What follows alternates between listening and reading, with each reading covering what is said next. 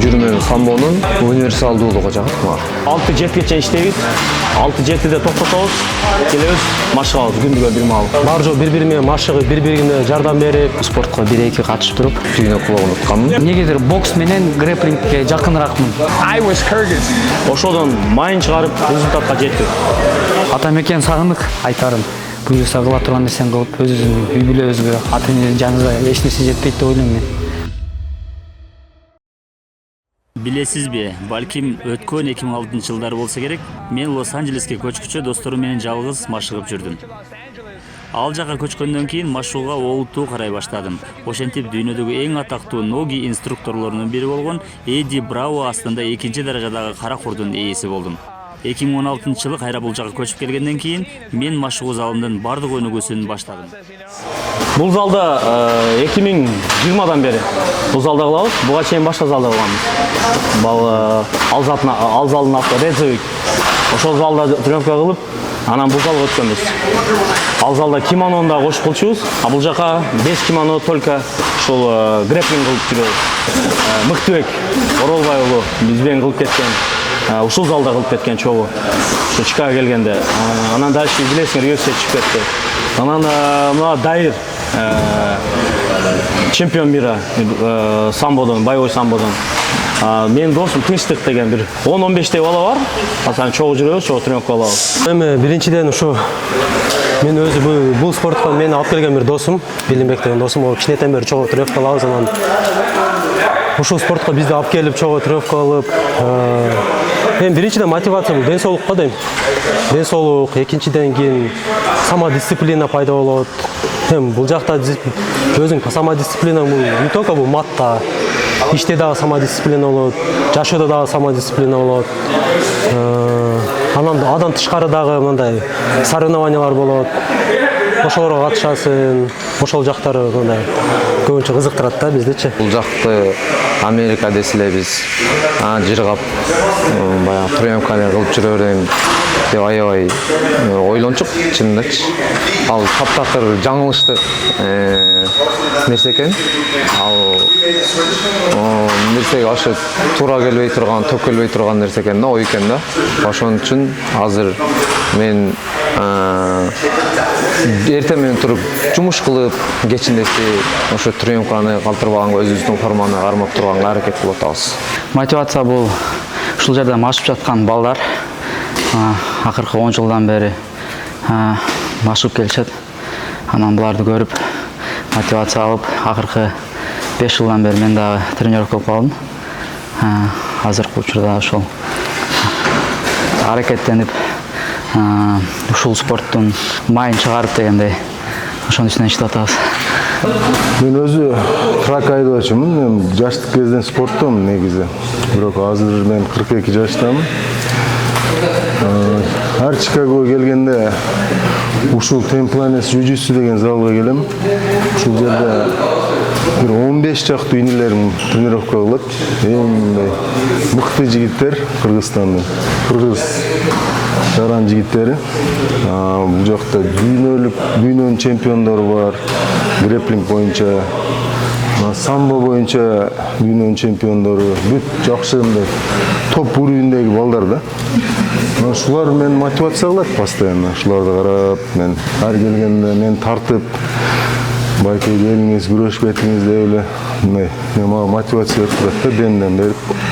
Келип шулар менен күрөшүп, ден соолукка чисто мындай. Америкага келгенде биринчи баарыбыз эле максат иштеп, акча таап, үй бүлөнү багуу максатта келгенбиз. Бияка келип, биякта грэплер, байкелерибизди көрүп, Билим байке, Тико байке, биякта Куттөк байкелерди көрүп, ошолорду көрүп, мотивация алдым. Мотивация алып, бияктан да тренировка кылып, жакшы результаттар көрсөтсө болот экен деп мотивация алып, ошол максатта тренировканы кылып атам азыр. Бул биз мотивация бул чынын айтыш керек эми Америкада жүргөндөр түшүнөт. Жумуш болуп калат. Эми көп нерселер бар. Ошого мотивацияны биз өзүбүзгө эми көрүп турабыз, эми көбүн эле көрүп турабыз, бирок өзүбүзгө постоянно дем күч беребиз. Ошо менен постоянно өзүбүздү түртүп турабыз. Мен өзүм окружениямда досторум бар эле, спортко барган. Ошто Алыш деген зал бар эле. 7-классыман баштап вольный борьба менен заниматься этип баштагам.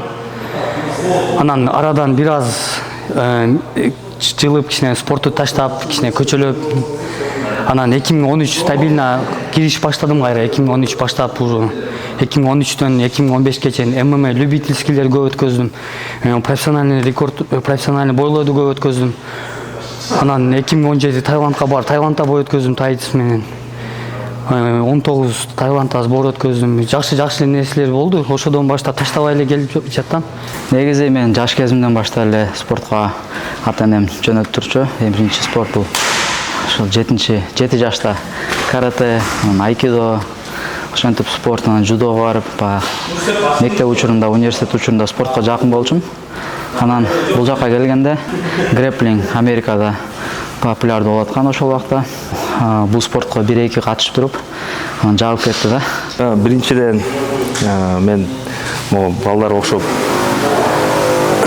спортко профессионалдуу түрдө катышпайм. Ошо менин досторум постоянно ММА, күрөш, башка ошол спорт оюндарынан катышып жүрөт. Ошолор менен шерик болуп эле постоянно жанында жүрөм. Так өзүм кичинекей кезимде бир аз бокс кылгам. Бияка Америкага келип ушул кичине грэплинг балдар менен тердеп. Ошол эле негизи эң максаты ден соолук. Эми досторум ким болсо ошолордун артынан хочешь не хочешь жүрө берет. Мен өзү негизи базам вольныйден баштагам, эркин күрөштөн. Жаштык кезде мен атам мастер спорт СССР болуп, вольный күрөштөн. Ошо эми жаш бала кезде атамы карап эле ошол мага биринчиден мотивация болгон да. Анан ошол кезден күрөшүп эле күрөшкө жакын болуп калдым жаш кезинде ошо атама карап. Анан мен грэплинг жөнүндө биринчи жолу 93-94-жылы UFC бойлору башталганда ошондо бир неме джиу-джитсу жөнүндөчү Грейси деген чыккан бир боец мушкер. Ошол анан ударкасы жок эле баардыгын нултуп болевой менен утуп коет эле да. Ошондо анан кийин менде кызыгуу пайда болгон. Бирок бизде Кыргызстанда андай спорт жок эле ал кездечи. Ошону эстеп коюп кызыгып жүрө бергем. Бирок Америка 2012-жыл келгенде эле ошол келген күнүм эртеси күнү эле мен грэплинг зал издеп, джиу-джитсу зал. Ал Америкада, Флорида шаарында, Флоридада, Майамиде Американ топ-тим залына баргам. Билесиз. Ошол жерде ошо келген күнүм экинчи күнү эле барып баштагам. Ошо боюнча 12 жыл болуптур мына. Негизи эле биз Кыргызстанда жүргөндө ушул самбодо жүргөнбүз, анан бул жака келип мен бул спорт менен жолугуп калып, бул спорт жагып алган мага. Ошондон эле досум экөөбүз калтырбай келебиз. Бир жагынан бул спорт зал өзү бир команда да. Бар жол бири-бири менен машыгып, бири-бирине жардам берип, бири-бирине соревнование, бири-бирин өстүрүшөт да. Бир эле кыргыздар эмес, бирок кыргыздар көп келет. Өзүбүздүн чыккан бир досторубуз бар. Келип күнү көп тренировка кылабыз. Адан тышкары ушул жерде балдар менен күнү келип ушундай. Анан будан тышкары дагы башка залга барабыз. Выходной күндөрү. Ал жакта дагы тренировка кылабыз. Ал жакта эми башка ММА тренировка кылабыз. Бул жер чисто грэплинг да. Күжүр менен самбонун универсалдуулугу жагат мага. Кармаш урушу, бул карасаңыз грэплинг да бар, сиз айтып аткан, боксу дагы бар, күрөшү дагы бар, партери дагы бар, классикалык түрү дагы бар, үстүңкү верхний захваттар менен деп коет го. Бутка кирүү ыкмасы дагы ошол себептен мага баягы көп тармактуулугун карап анан ошол күжүр менен самбонду тандап калган себеби ошодон. Combat Samba for the 2022 World Champion. We disrupt the balance. There you go. Nice double jab by Karyaev. Негизи мен жаш кезимден баштап эле спортко ата-энем жөнөтүп турчу. Биринчи спорт бул ошол 7 жашта карате, айкидо, ошентип спорт, анан жудого барып, мектеп учурунда, университет учурунда спортко жакын болчумун. Анан бул жака келгенде ушул грэплинг Америкада популярдуу болуп аткан ошол убакта. Бул спортко 1-2 катышып туруп, анан жагып кетти да.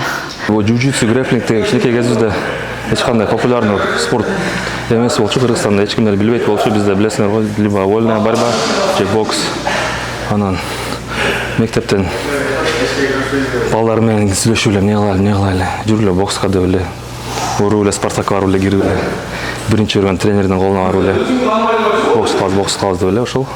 Эми бизде баягы Кыргызстанда эме го, жаш балдарды бир спорттан тандаш керек. 8 жыл мурун ошо видеолордон көрүп, кызыгып аябай ММА, грэпплингтер көрүп, ошентип баштагам. Бишкекте 2015-16 жылдары. Ошол баштагандан баштап мага грэпплинг, ММА тармагы именно ошол аябай жагат да мага. Бияка келип калган, ушул залда тренировка кылган себеби дагы ушу байкелер дагы себепчи болду. Анан ошо грэпплингке кызыккан себеби ушул залга келип калдым. Мен өзү эң жакшы көргөн спортум ошо грэпплинг. Негедир мага эмне дегенде мен көптөн бери бул спортты кылам, анан өзүмө жагат да. Өзүмө жагат. Ошон үчүн бул спортты эң жакшы көрөм. Кандай айырмачылыгы бар башка спорттордон? Бул грэпплингти айтсам, бул жерде бүт нерсе бар да. Бир эле стойкада күрөшпөйсүң. Дзюдосу дагы бар, самбасы дагы бар, вольный дагы бар, греко-римский дагы бар. Бүт ушул спорттордун баары жолун бириктирип койгон спорт да. Ошон үчүн мага абдан жагат бул спорт. Мен кыргыздар жөнүндө мурда маалыматым жок болчу.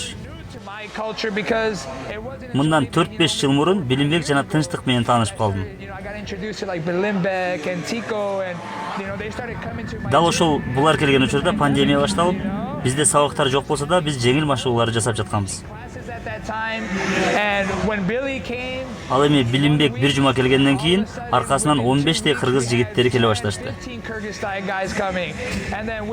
Билесиңерби, 1-2 айдан кийин кыргыз жигиттери менин залыма толуп калышкан. Ошентип мен кыргыз коомчулугун билдим. Чындыгында Чикагонун четинде чоң кыргыз коомчулугу бар экенин билчү эмес экенмин. Бийлиге эшигимди ачкандан кийин көптөгөн кыргыз жигиттери келе башташты. Алар ММА, джиу-джитсу, ошондой эле дзюдо, самбо боюнча тажрыйбасы бар балдар. Жада калса дүйнөлүк деңгээлдеги балбандар да бул жерге келип турушат. Ошондуктан коомчулук абдан өссү деп ойлойм. Азыр өзгөчө Кыргызстандын жигиттери сыяктуу жаңы маданият өсүп жатат жана мен ойлойм бул мыкты көрүнүш.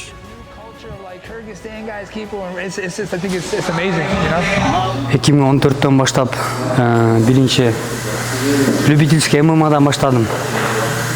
Ошо по всему Кыргызстану кайсыл турнирлер болсо барат элем, урушат элем. Көп бойлорду өткөзүп ошентип опыт алдым да.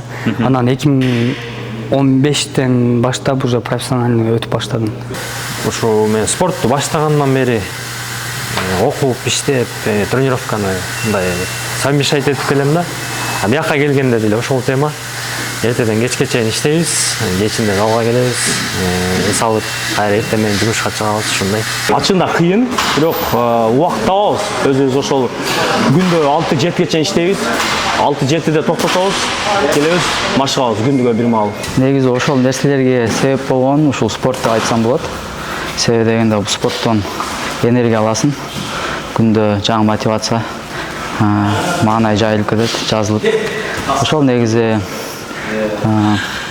спорттун артынан энергия болуп, энергиянын артынан көптөгөн проекттер ишке ашып атат десем болот. Желание болгондо убакыт тапса болот өзү. Эми адамда мотивация болсо, мындай спортко страсть болсо, бул спортту мындай жакшы көрсө, эми убакыт болбойт да убакыт алып келет да. Негедир эми биз деле могу иш кылабыз, күндүз эртең менен саат 8-де туруп ишке барабыз, ишибизди кылабыз, кечки саат ушу кечки занятиябыз саат 7-де башталат. Ошого чейин бүт иштерди кылып коюп, 7-де кой зал бар деп, баары жогун жыйыштырып залга барабыз да. Жумуштун баары азыркы заманда отурабыз.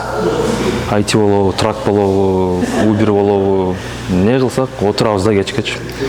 Ошол кечке отура бербестен ичине келип, канды жүгүртүп, мындай. Эми баарыбыз да баягы жумуш оор деген Америкадачы, жашоо кыйын, канча адамдар стресс болуп калат. Залга келип стресстерди чыгарып, жаман энергияны чыгарып, мына балдар менен, достор менен бир жакшы энергияны алып кеткен. Ошол үмүтүм жакшы. Мен тракта жүргөн кезде кардиону кармап турам. Кичине резина, таш, баш дегендей. чуркап турам, беркине чисто функциональный поддержка алып турам. Анан жуманын аягында Чикагого келип калганда ушул залга келип 2-3 күн күрөшүп турам да жумасына. Ошо форманы кармап жүрөбүз да. Мен оюмча биринчиде азыркы моментте Америка турат, экинчиде Бразилия турат. Алдыңкылары грэпплинг боюнча. Грэпплинг. Мексиканецтерди ойлойм мен. Мексиканецтер мына менеткеч болушат экен. Элементарно воскресенье open mat болот, өзүңүз деле келип турасыз. Көбүнчө основной соперниктер мындай тең-метең күрөшкөн соперниктер мындай. Мексиканецтерди ойлойм да, американецтер эмес, мексиканецтер мындай бизге окшош мындай характерлүү келишет деп ойлойм мен. Бул жерде аракет кылган адамдан мындай деп ойлойм. Себеби дегенде Арулут бар, Арулуттун өзүнүн мыкты жигиттери бар. Ошол аракетинен канча мөөнөт убакыт бөлгөндөн ошол өтө маанилүү. Эми бул жерде кыргыз балдар биякта биз аябай активдүү катышабыз. Жумасына күндө келишет балдар. Кээде 2 жолу машыгышат. Ошондуктан бул залда биз өзүбүздүн атыбызды жакшы чыгардык. Чикагода жана ошо Иллинойдо биз кыргыздар таанышат. Чемпионаттарда биринчи алдыңкы месталарды алабыз. Ошо менен сыймыктансак болот. Эми баягы грэпплингдагы багындай аспекттери бөлүнөт го. Мындай стойкада күрөшкөн, партерде күрөшкөн, бирок партерде ушу америкалыктар аябай жакшы өздөштүрүптүр. Анан булар ошол партер аспектине мындай илимий көз караш менен карап үйрөнүшөт экен да. Биздин кыргыз балдар багындай биздин кыргыз балдардын мен оюмча стили бул ММАга аябай ыңгайлашкан. Көтөрүп жабып, үстүнө контрол кылып. Илгертен бери биздин каныбызда бар. Бирок мындай характер жагынан мындай өжөрчүлүк жактан бар биздин балдар. Мен үчүн конечно, мен кыргыз үчүн биринчи орундачы. Кыргыздар үчүн постоянно тапит этебиз. Бирок ММА боюнча, анан именно джиу-джитсу, грэпплинг боюнча чынын айтканда эң өнүккөн жер Америка эсептелет. Азыркы учурда даже бразилецтерден дагы өзү негизи грэпплинг менен джиу-джитсу Бразилиядан чыккан го. Азыркы учурда Америка Бразилиядан да өнүгүп кетти деп ойлойм мен азыр. Потому что бул жерде алиги прогресс катуу болду да, катуу көңүл буруп ошол вид спорту. Анан ММАда карасаңар көбүнчө именно барестер, грэпплерлер доминирующий утуп атышат. Американын. Азыркы учурда Кыргызстандагы топ сиз билген топ 5 десек болот. Билген эң алдыңкы кумушкерлер ким деп ойлойсуз? Кандай десек биринчиде олимпийский турат. Мен олимпийский спорт эми ал оңой эмес. Мен оюмча эми ал бардыгына эле белгилүү. Акжол Махмудов. Экинчиде эми бул UFC. UFCде эми бул эми бардык эле мен менен макулдаса элек. Бул Мыктыбек Оролбай уулу UFCге чыккан. 3, 4, 5 бул эми ким бар дагы? Ошолор. Анан калгандары эми бул Дайырды кошпосок болот. Бул деле чемпион мира самбодон оңой эмес. Менин оюм боюнча. Биринчиден өзүмдүн эле досум 2023 жылы эле чемпион мира болду. Асылбек Жамалбек деген самбодон. Мен ошону топ деп эсептейм өзүбүздүн. Анын билем кандай кыйынчылыктар менен чемпион болгонун. Анан азыркы биздин өлкөбүздө, Бишкек шаарыбызда, борборубузда греко-ромейский вольниктердин эркин күрөшчүлөрдүн биринчилиги өтүп атпайбы? Ошолордон мен Жоломан Шаршанбеков, Акжол Махмудов, анан вольный барбадан мен Эрназардын немеси жагат. Күрөшчү жагат. Дзюдодон Эрлан Шеров, Айбек уулу, ушулар жакшы келет. Акжол Махмудов, Жоломан, Айсул Туныбекова, анын жанында дагы Мерим Назарова, адан тышкары мына биздин жигит келатат, UFCде урушуп келатат, азыр Мыктыбек Оролбай уулу келатат. Эми монда айтсаң эми аларды монда выделять этиш болбойт, бирок спортсмендер өзү көп. Бирок эми ошо алдына келат, мынтип таанылып аткандар ушулар да. Эми мисалы күрөшүн алып кетсек, баягы эле Акжол Махмудов, Жоломан, Айсулуу жакында бир кызыбыз Азиядан бирди алды, Айпери по-моему атычы. ММА жактан баягы эле мыкты жакында таза кандуу кыргыз келатат. Шевченко ошолар го дейм. Ол деген Акжол, Махмудов, неме боюнча греко-римский күрөш боюнча, Нелеман, фамилияларын билбейм бирок, чын айтсам. Айсулуу деген бизде эң күчтүү кыздардан бири, дүйнө чемпиону. Мыктыбек деген инглиз UFC'де биринчи кыргыз болуп кирди. Валентина Шевченко да биздин желекти көтөрүп чыгып атат. Ол да эң мыкты топ уровеньге кирет да. ММА'ден эми биз эң баягы ММА'ден алганда эң башкы уровень бул UFC болгондуктан бир эле азыр биздин мушкерибиз Мыктыбек. Ошол биринчи орундагы деп ойлойм. Андан кийин Бусурманкул, Абдибайыт уулу, анан дагы Кубаныч Абдисалам уулу, анан жана Руслан Эмилбек уулу, ушул дагы байытыбыз бар. Анан Немат Абдырашитов го дейм, ушул дагы эми бирөөсүн айтпай калсам бардыгы эле күчтүү. Балдардын баягы мушкерлер бардыгы эле. Бардыгы эле күчтүү. Анан эң башкалар ушулар го дейм, азыр UFC'ге эң жакын калгандар. Спорттоо максатым эми алхамдулилlah жетишкендер бар, өзү токтотпой талыкпай менет кылганда ошо менетке карата жеңиштерибиз бар. Кудайга шүгүр. Анан эми артыбыздагы келе жаткан жаштарга поддержка бериш, аларды өстүрүш, аларда дүйнөлүк арена алып чыгыш. Дүйнөлүк чемпионатка мен 3 жолу чыктым. Бир жолу экини алгам 2019 жылы. 2021, анан 2022 2 жолу чемпион берип алгам. Менин кеңешим ошо талыкпай менет кылыш керек. Бул спортто мына жеңиштерди, чемпиондуктарды айтат го. Эч кандай акча менен, нерсе менен эч кандай сатып ала албайсың. Талыкпаган менет, туруктуулук, аракеттилик менен жетесиңер. Ошон үчүн койгон максатыңарга эч качан муну кылат элем деп экиленбегиле. Бир максат койдуңарбы, ошону көздөй багыт алсаңар, иншалла чемпион болосуңар. Убакытты туура колдонуу, көп иштеп, аз уктап, көп тренировка кылып, ошол мындай караганда жаштарда мүмкүнчүлүк көп болот, убакыт көп болот. Ошол убакыт менен туура пайдаланып, абдан көп жетишкендикке жетишсе болот. Главное, убакытты тек кетирбеш керек. Ошол. Бир эле спортто болбосо дагы, башка иш болсо да, иште дагы болсо дагы, биринчиден эми дисциплина керек, обязательно. Экинчиден эч качан мындай колду түшүрбеш керек. Бир нерсе болбой атса дагы жасай бериш керек. Кудайдан тилениш керек. Ошо Алладан тиленсе, талыкпай менет кылса, мен ойлойм бүт нерсеге жетишсе болот депчи. Эми обязательно спорту дагы кылыш керек. Спорт неге дегенде эми кээ бирде жакшы күн болуп калат, кээ бирде жаман күн болуп калат, настроение жаман болуп калат. Ошол стрессти спортко келип неметсең чыгат да баардыгычы.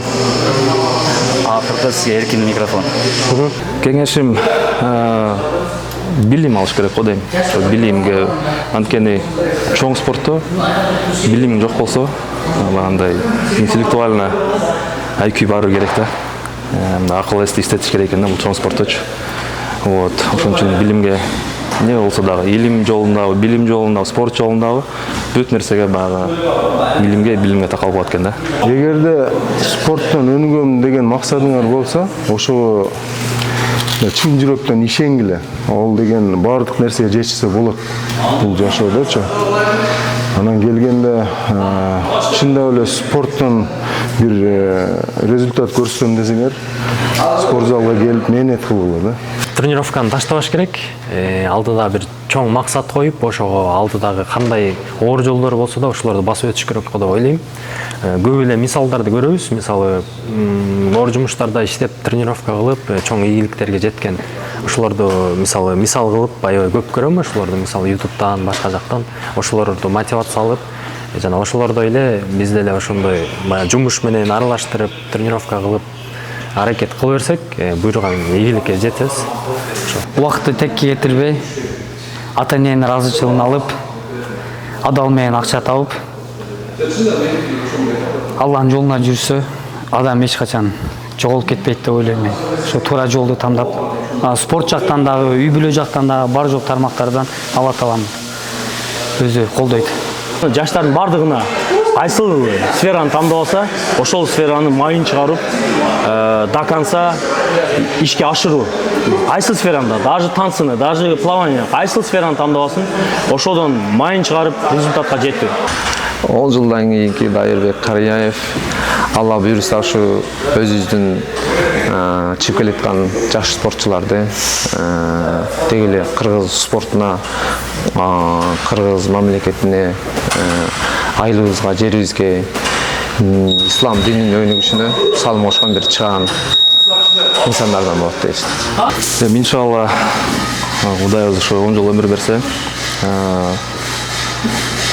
Айтматов айткандай, эң негизги бул адамзатына адам болуп калыш. Эң кыйын экен да. Ошо адам болуп сакталып калганыбызга эле шүгүр этем. 10 жылдан кийин иншалла Алла таалам насип этсе, жакшы ийгиликтерге жетишем деп жаңылышпайм, Кудай кааласа иншалла. Ушундай цель бар менде буйруса. Көрдүм, уровень көрдүм, бар жогун. Эми Кудай буйруса иншалла эмки жылы барабыз, барып келебиз, барып келип турабыз Кудай буйруса. Мекенге болуп сүйүү бул айтып сан жетпейт. Дегенде ал жакта төрөлүп өскөнбүз, ал биздин мекенибиз. Ар дайым иншалла биз мекенибизге кайтабыз. Мекенибиз бул биздин үйүбүз. Үйүбүзгө Кудай буйруса кайтып, үйүбүздү дүйнөгө тааныткан аракет кылабыз. Эркин микрофон. Ассаламу алейкум, биздин мекендештер, досторум, агаларым, энелерим, анан бир туугандарым, ата энем, силерди сагындым. Кыргыз мекендештерибизге, Кыргызстаныбызга тынччылык, барчылык, токчулук, элибиз бир болсун, аман болсун. Ар дайым Кыргызстаныбыз өнүп өсө берсин. Алга Кыргызстан. Кыргыз элиме чоң салам. Кыргызстандык туугандарыма, мекендештериме, тааныштарыма, ошондой эле АКШдагы биздин мекендештерге да чоң салам. Биздин саныбыз күндөн күнгө көбөйүп баштатат. Абдан кубанычтуу, баарыбыз ийгиликтүү болойлу, ден соолукту чыңгармайлы, спортко жакын болойлу. Ошол. Силерге чоң рахмат, бизге залга келип, ушинтип тартып кетип аткандарга. Сен деле билебиз, биз аябай мыкты спортсменсиң. Биз деле сыймыктанабыз сен менен. Сенен деле көп нерсе үйрөнсө болот.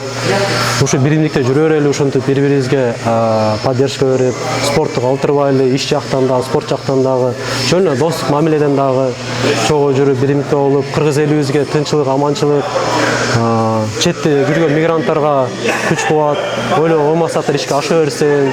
Бардыгына ийгилик каалайм. Ошо биздин Кыргызстаныбыз өнүгүшүн каалайм, өнүгө берсин. Биздин жигиттер ушу Америкага келип, дүйнө жүзүнө бизди желбиретип, бизди таанытсын. Ошол ниетим менин. Чоң рахмат, ушундай келип биздин спортсмендерден интервью алып, жакшы каалоо тилектерди айтып дегендей. Эмне дейбиз, алдыда ийгиликтер боло берсин. Тренировканы улантып, Кыргызстан желегин Америкада, башка мамлекеттерде көтөрүп, таанытканга аракет кыла берели. Сизге да чоң рахмат, ушинтип келгениңизге. Ошо эмне дейм, эсен аман Кыргызстаныбызга жетип алсак, буйруса кыла турган максаттарга жетишип, ата мекен сагындык. Ошо айтарым. Буйруса кыла турган нерсени кылып, өзүбүздүн үй бүлөбүзгө, ата энебиздин жаныбызга эч нерсе жетпейт деп ойлойм мен. Сонун проект башталып атыптыр.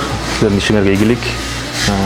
Буйруса ушундай проекттер көп ачыла берсе, эл көрүп, эл мотивация алып, кыргыздар ушу Америкада ар дайым жакшы ийгиликтер жарата берет.